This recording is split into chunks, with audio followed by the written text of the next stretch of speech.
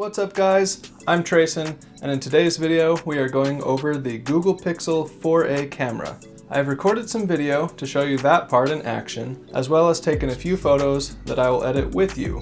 If you are watching this video, I'm assuming you are looking into the phone and wondering if it's a good budget phone. I've been using it for about a month now, and I have really enjoyed it and haven't had any problems so far.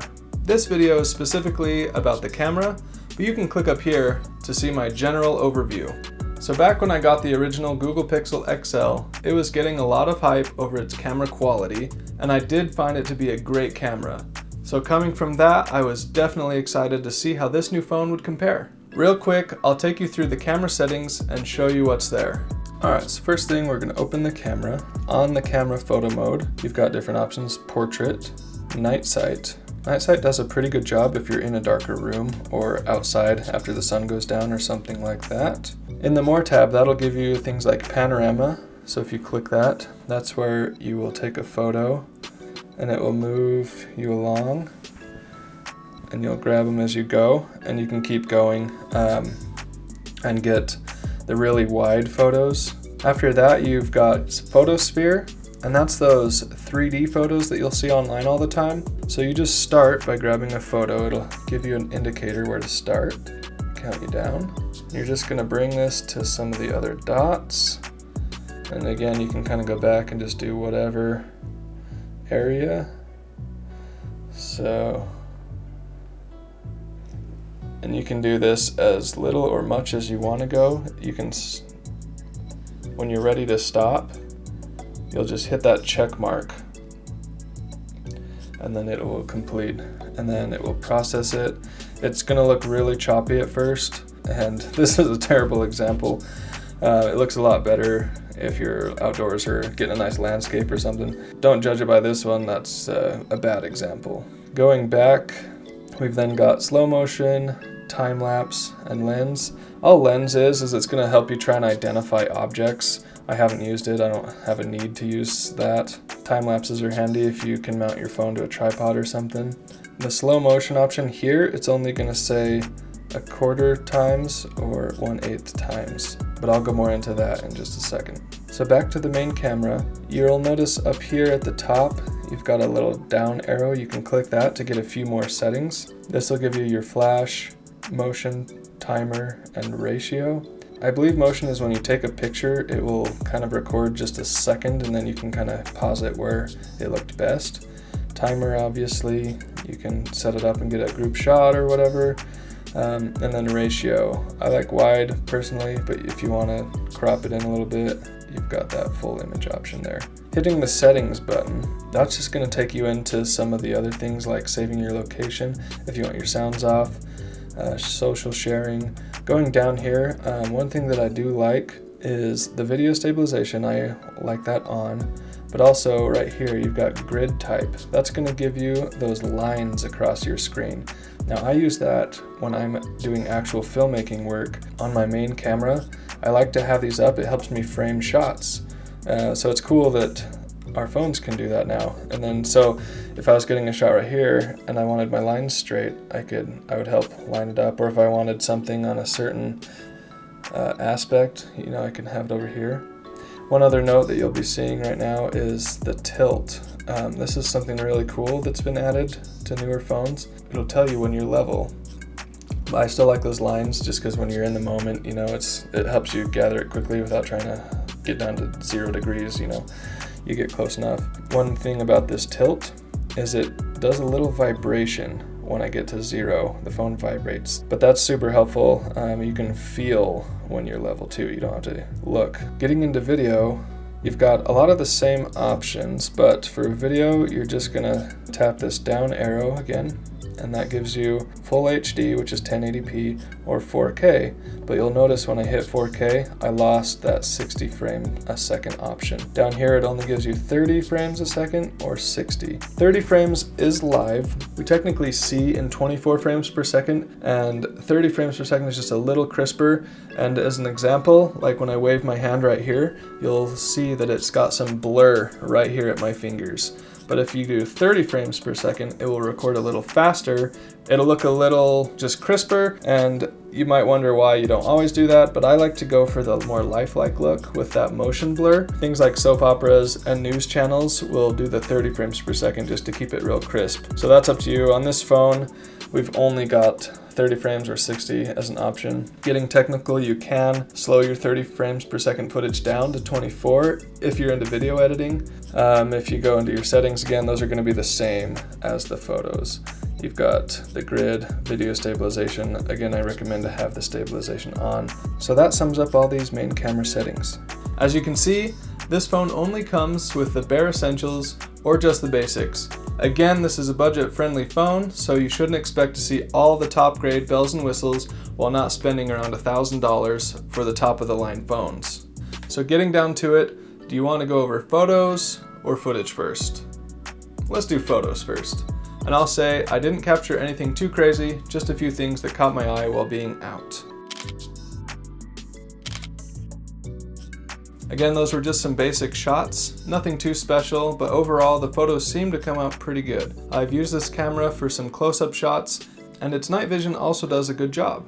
I think the only time I wasn't too impressed with the camera was when you have to zoom in. It loses a ton of quality, which makes sense. There's only the one camera lens on this phone, so any zooming is all digitally done.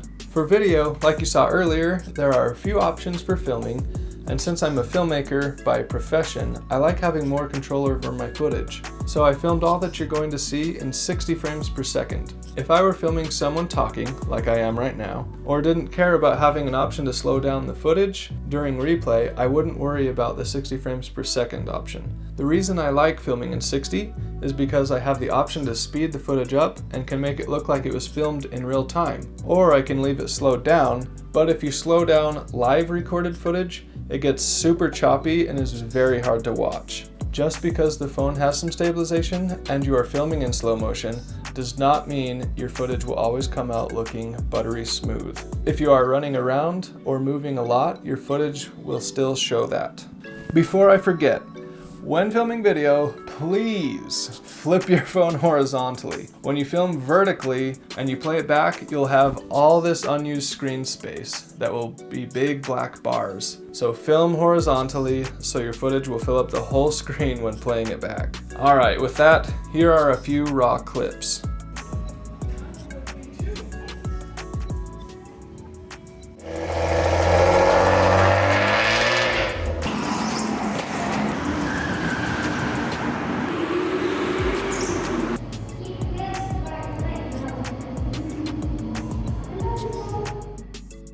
So, first things first, the video is nowhere near as good as the photos on this phone, and you'll see why in just a minute.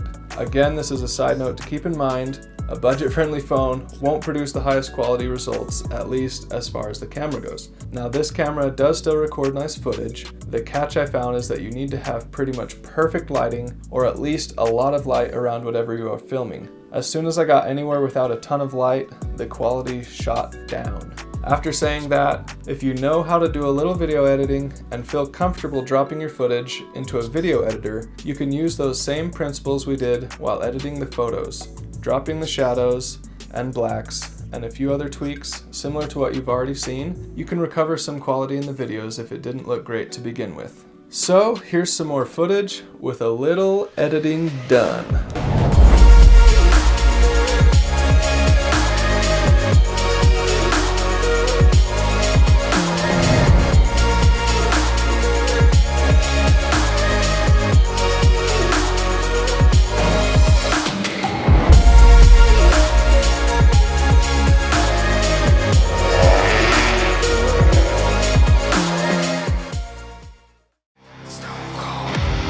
Sit back and turn it up, now here we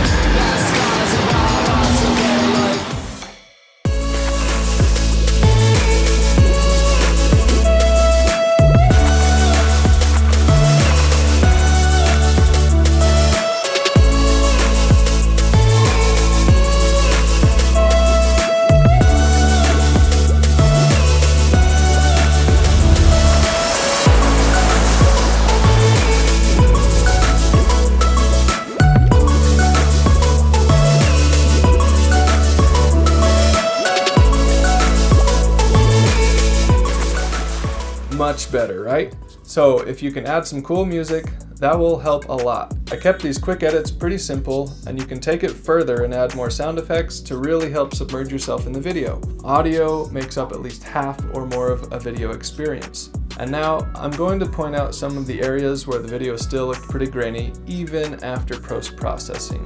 When people talk about grainy footage, that means there are areas where the camera couldn't capture enough data and the image doesn't look right or hold together. This usually comes up in low light situations and in the shadows. Cameras function by processing light that they capture, and some cameras just don't perform well in low light situations. So here, for example, you can see what I'm talking about.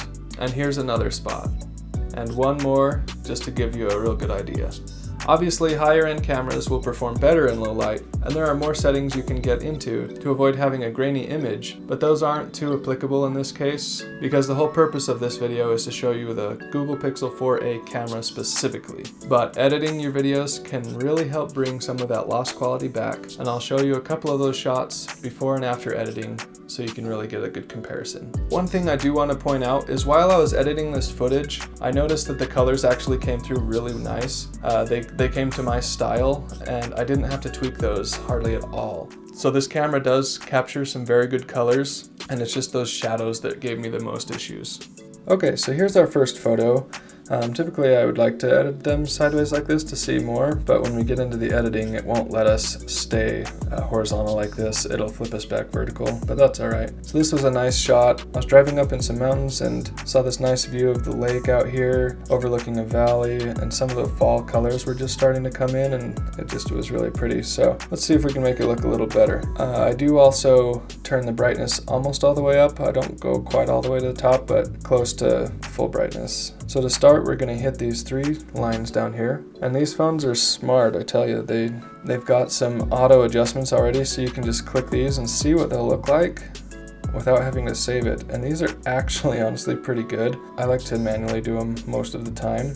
So next we've got crop. If you've got like in this case, if I had like an extra tree or some twig or something that I didn't like, I could crop that in and get rid of that. This looks fine to me. So next we're going to adjust, and then it's going to bring up all our options up here. So let's go through these.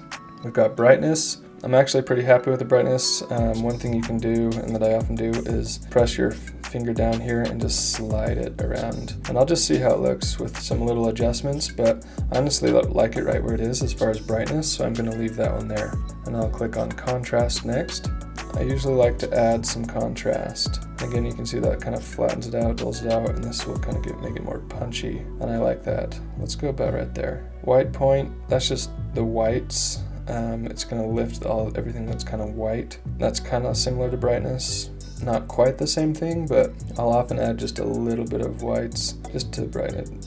I think we're fine on highlights. Sometimes I'll actually drop highlights, and I might drop them a little on this one to keep that skyline looking nice. You can see if I raised them, our sky kind of starts disappearing a little bit, getting blown out, but if we bring it down, we can see some of that. And you don't want to overdo all these. You still want your photos to look nice. You don't want people to realize that you've edited it. You want it to look still natural. Shadows, again, that will make it a little more punchy. I usually drop the shadows a little bit. And blacks. This says black point, but it's the blacks, kind of opposite as the whites. And I'll usually drop those just a little bit, make it a little more punchy.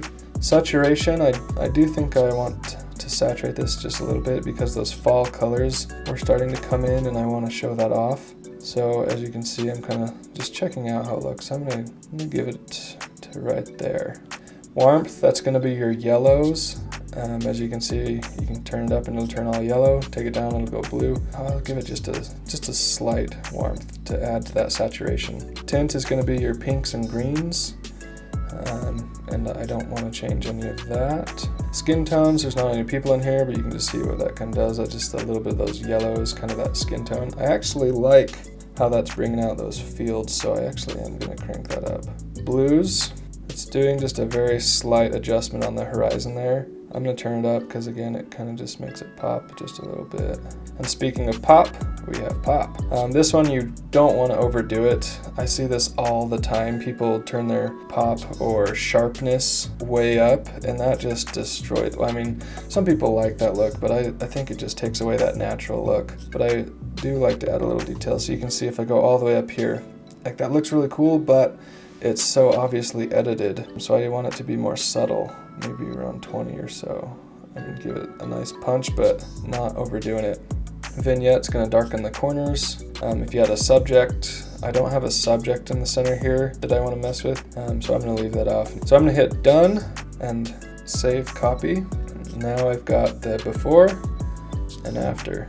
So you can tell it just is a lot punchier. It looks really nice. Looks sharp, but you might not necessarily know if that was edited or not. Like, it just looks really nice and more how we would see it. So moving on to the next photo. This was just a sunset that looked nice and it was right on the horizon, so I thought I'd try and capture it coming through this bush. So let's see what we can do here. I'll also point out down on the left, you've got these 3 connected dots. That's just to share or send your photo somewhere. If you want to send it in a text or an email or something, you can do that, and it'll also let you select multiple photos. If I wanted to send that one we just edited with the before, I can just select those and I can send them off. To the right of our 3 lines down there to edit, you've got this circle, this dot that's in a little dotted square. That's going to be those Google suggestions. If you tap that, it will try to start identifying things, and it's going to show you here it actually identified that bush that I was capturing, so that's kind of cool. On the top right, you've got these 3 dots up here, and that's just going to give you some options, moving it, copying it, sending it somewhere. So, all right, going into our editing,